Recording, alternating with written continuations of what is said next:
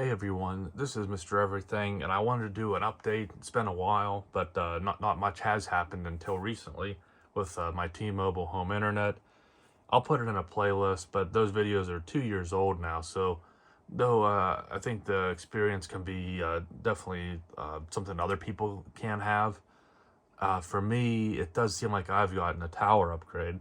Prior to that, again at night, like middle of the night, early morning, when there wasn't congestion, the internet was pretty good. It wasn't like blazing fast. It certainly wasn't gigabit. The ping usually was an issue, and then a lot of times at night it was unusable. So this is still the last few days of March 2024. I signed up for the service in March 2022, and I noticed probably for the last month now, I'll just like, well, it seems like, there's no slowdown at all at night.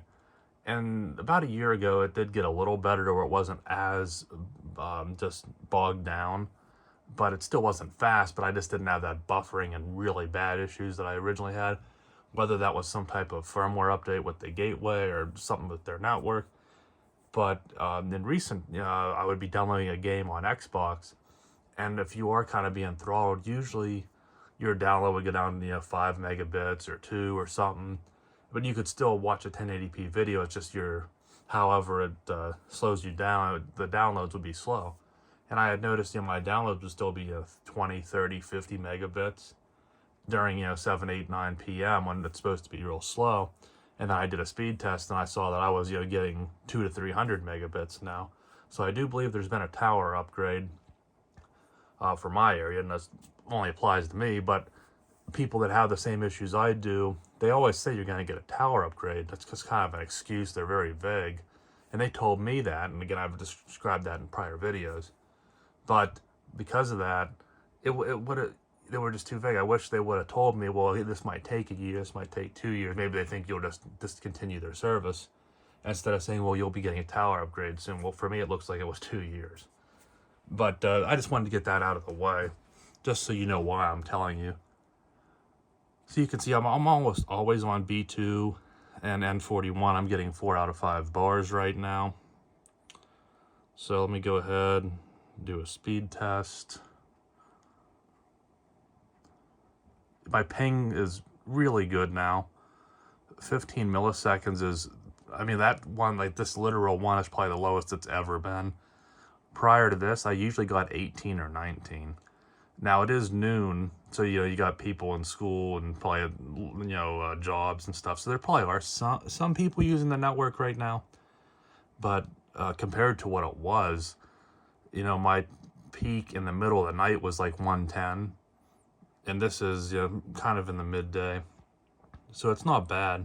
I'll run one more. I've seen, like, in the middle of the night, I've seen it at mid 200s.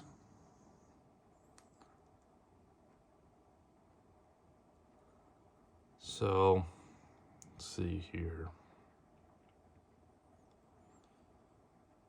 This one. You can see that was 235 down, 13 up. It was the middle of the night. And this one I did with Mint Mobile. So you can see that for whatever reason, that's just something I don't understand, even though the ping's way worse.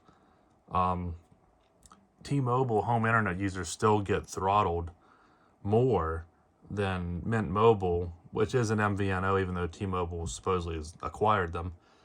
I don't know why, like, I'm getting more of a priority speed with Mint than I am with T-Mobile. But when you're getting over 200 megabits, even being slowed down to like a 170, it's no big deal.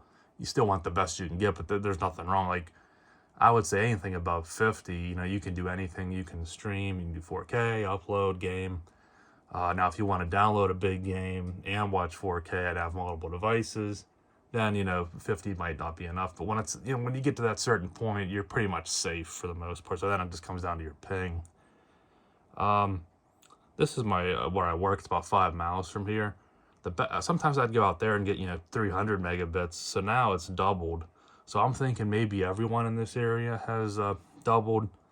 Now again, since I'm on Mint Mobile, I'm not going to get ultra capacity, with my 5G, because I don't think, I mean, they'd have 5G, but I don't think you get the premium like you would if you were a T-Mobile Magenta Plus or Magenta Max or whatever their thing is called. Let's do one on the computer. Again, this is on T-Mobile. I'm connected to the gateway. But you can see I'm averaging around 150. And I will come back and do probably a few other videos. I'd like to talk a little bit more about my 2 years with T-Mobile and the gateway. I'm still using the same one. I've never had any issues.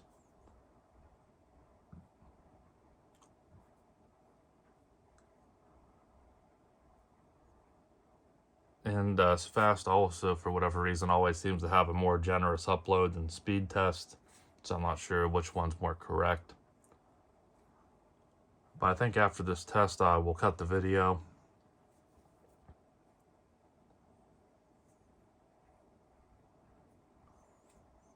But I can say that for now, I mean, T-Mobile, I mean, it's still not perfect for gaming just because of the Type 2 or the moderate NAT. But beyond that, thing when it stays low, it's really good.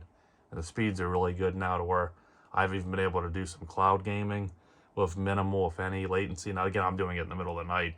During peak hours, it might not work as well. But at least it's in a way better place for me. So if you do have issues with T-Mobile home internet and you think you can hang on and wait it out, if you get a tower upgrade, you know, it took me 2 years, but when you get one, it does seem to make a big difference. And hopefully now I can just kind of just think, not even have to think about it and forget it, and just know I have internet that works. So thanks for watching, and you'll see me in the next one. Have a good one.